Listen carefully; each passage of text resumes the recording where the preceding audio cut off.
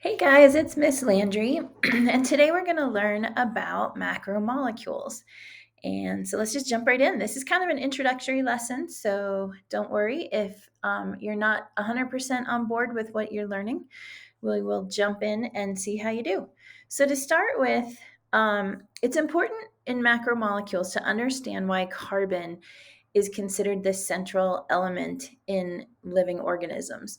So I like to call it the wonder element. So this is lesson 3.2, all about carbon. And carbon has 6 protons, 6 electrons, and 6 neutrons. What's really important about it is if you look at this picture here, you have 2 electrons in the inner shell, and then that gives you 4 electrons in the outer shell. So that means it can make 4 bonds. Okay, and those bonds can be with most elements and also with itself, which is really, really nice. It can make lots of variation on different types of bonds. So here, if you look here, we can have rings. So these are all carbons that form rings. The lines in between are the bonds. It can form chains. It can form branched chains with itself. So this variety is really important to life. When you think about living organisms, it's important to note that about 20% of all living organisms, their mass, I should say, so 20% of the mass of all living organisms is made up of carbon. We have to have carbon in order to grow, to reproduce, to create energy. Basically, without carbon, there is no life. So hopefully that kind of gets at just how important it is. There are 2 terms I want you to know. Something is considered, or a molecule is considered organic if it contains carbon. So this is not the organic you think of when you go to the grocery store. This is biologically organic. If it does not contain carbon, it is considered inorganic. So this would be things like salts, like NaCl, water, oxygen. Oh, I cannot write with my finger here. There you go. Sodium chloride, that is salt. Whereas organic is the 4 macromolecules we're going to look at: carbs, proteins, lipids, and nucleic acids. So that's kind of just an introduction to carbon and why carbon is so important, which it is. Let me clear this screen and we're moving on. Okay, so let's talk about the organic molecules. There are 4 that you need to know.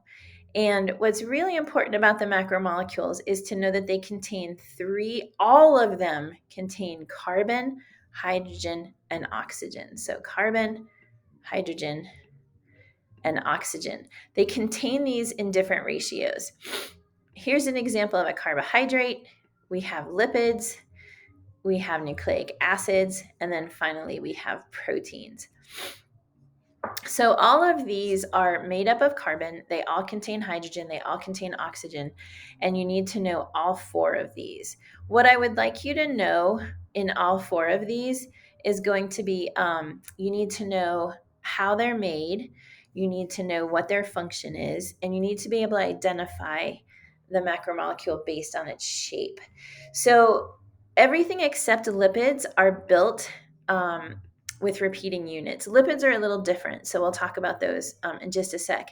But I want you to think about repeating units. So here's an example. Let me erase this again.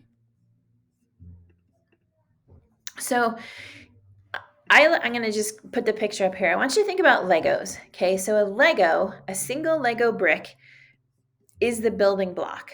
And for this case in this class, I'm going to call these monomers. Remember that the prefix mono means 1.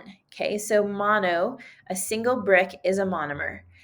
And when I put a bunch of monomers together, I build a functional something, a tower, a Lego tower, a Death Star. This is called a polymer. Poly, this prefix, means many. So it's many pieces together. So carbs, proteins, and nucleic acids are built this way.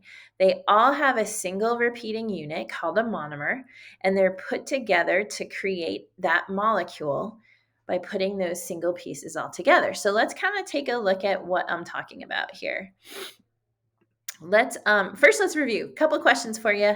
Answer these as best you can. Let's see how you do. The first two questions. What are 3 elements found in all macromolecules? What are 2 reasons that carbon is so important? So go ahead and pause the video, answer those questions, and come on back. Okay, so to answer these questions, the 3 elements found in all are carbon, hydrogen, and oxygen. Hopefully you got that. The 2 reasons, well, 2 reasons, there are more than 2, but it's because it can make many bonds, including with itself. Yeeks. And it can have a variety of shapes. So that makes it very important. I cannot write on this. That should say variety. Okay. All right. Going on. We got a couple more questions. What's the difference between a monomer and a polymer? And then finally, true or false, glucose shown below is an inorganic molecule. Pause the video. Answer those 2 questions. Okay, so come on back. And what's the difference between a monomer and a polymer? A monomer is, oops, sorry guys, let's go back. A monomer is the single building block. Okay, so a monomer was like the single Lego brick. I can't really draw a Lego good enough. And a polymer is many of those Lego bricks together. It can be in a chain, it can be in a ring, it can be a stack, whatever it is. And then finally, true or false, glucose shown below is an inorganic molecule. This is false because remember, inorganic does not contain carbon, and we have carbon right there. So hopefully that helps. That is it for this video. Hopefully that helped, and enjoy the next video as it comes. Thanks, guys.